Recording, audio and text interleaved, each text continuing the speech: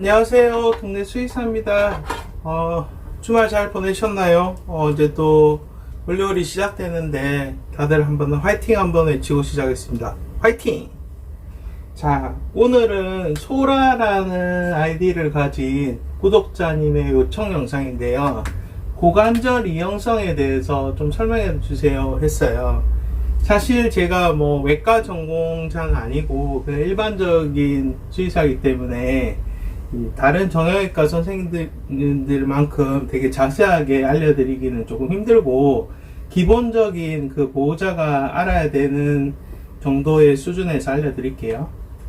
자, 여기 보시면은 이게 제가 그림을 그렸는데 이게 골반뼈예요. 그러니까 골반뼈에 보면 이렇게 동그란 게 있죠. 이게 대퇴골인데 이 앞부분 동그란 부분을 대퇴골두라고 하거든요.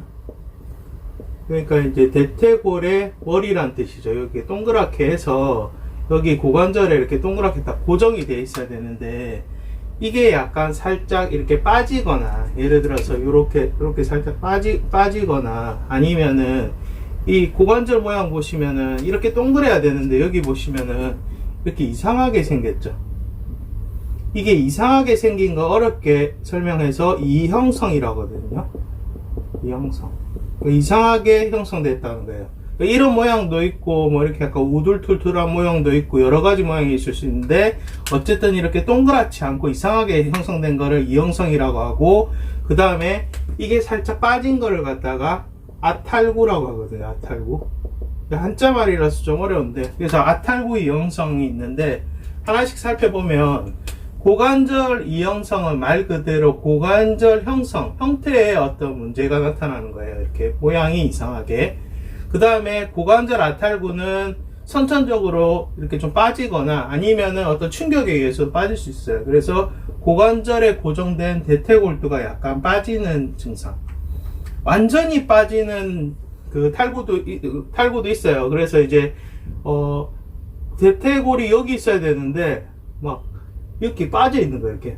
그런 경우에는 주로 이제 푸들이나 그런 애들이 막 갑자기 뛰어내리거나 해가지고 일시적으로 확 빠지는 경우인데, 이제 다시 빠졌을 때 얘를 제 위치에 환납을 시켜도 이제 유지가 되는 경우가 있고, 그렇게 해도 다시 빠지게 되면은 수술을 해야 되는 경우도 있거든요. 그리고 대퇴골두 허혈성 괴사는 뭐냐면, 대퇴골두에 허혈이 생겼단 말이에요. 우리 허혈이란 말이 혈액이 부족하다는 거예요. 그러니까 어떤 원인에 의해서는 모르겠지만 이 대퇴골두에도 많은 신경과 혈관들이 있는데, 이 혈관에 어떤 기능에 장애가 생겨서 여기가 혈액 공급이 잘 안 돼서 여기가 괴사가 되는 거예요. 그러니까 괴사는 우리 썩는다는 얘기죠. 그래서 대퇴골두로 가는 혈액 공급이 차단되고 골두가 괴사되는 질병이고, 보통은 편측, 한쪽이 안 좋거나 양쪽이 안 좋거나 해서 후지파행, 애들이 잘 못 걷죠. 그러니까 약간 이제 제가 볼 때는 대퇴골두에 문제가 있는 애들은 주로 이렇게 걸을 때 보면은 엉덩이를 되게 실룩 하면서 걸어요.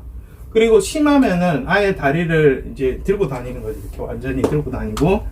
그래서 이제 엑스레이 사진을 찍어서 아탈구인지도 확인하고, 그 다음에 이형성인지도 확인해서 주로 이제 2년 이하의 소형견들이 잘 생겨요. 그러니까 나이 많은 애들이 생기는 것보다 저도 경험상 보통 1살 이전의 푸들이나 뭐 소형견들, 뭐 포메나 이런 애들이 많이 생기는 것 같고요.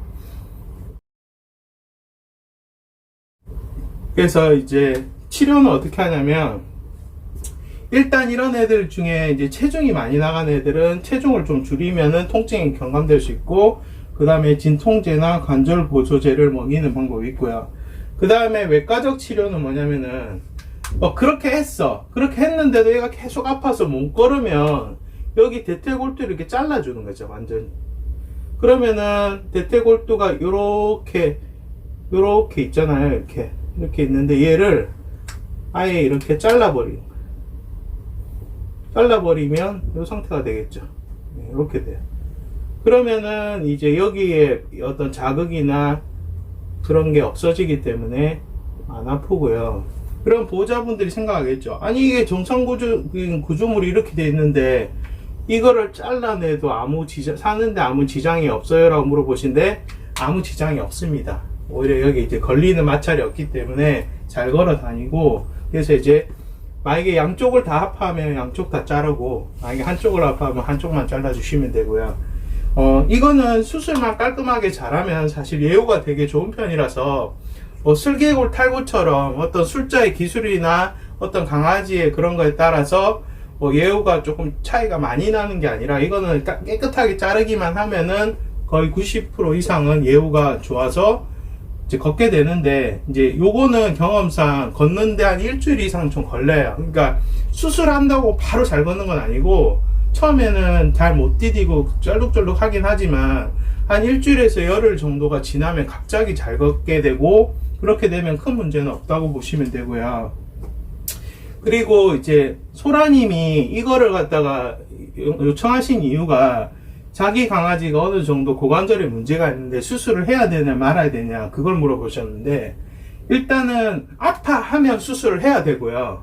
만약에 어느 정도 체중 관리나 진통제를 해서 관리가 안 되고 계속 다리 들고 다니고, 그리고 엑스레이로 봤을 때 변형이 되게 심하거나 이러면은 수술을 하는 게 낫고요. 그리고 이게 문제가 뭐냐면은, 이 골반에서 이렇게 무릎까지 내려오잖아요. 제가 저번 시간에 설명드린 요게가 슬개골이란 말이에요. 그러면은 이게 슬개골 탈구가 아주 심한 애들이 있어요. 근데 얘가 수술을 안 해도 고관절에 문제가 올 수가 있고, 그 다음에 고관절에 문제가 있는데 이걸 수술 안 하고 방치를 했을 때 슬개골에 문제가 올 수가 있어요.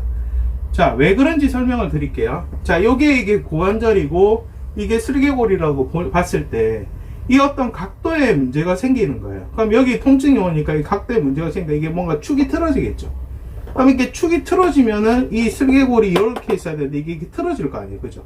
그리고 얘도 마찬가지로 이렇게 축이 틀어지겠죠. 그래서 어쨌든 강아지가 뒷다리를 지지하는 어떤 지지하는 포인트가 여기 두 가지랑 여기 두 가지랑 총 네 가지거든요.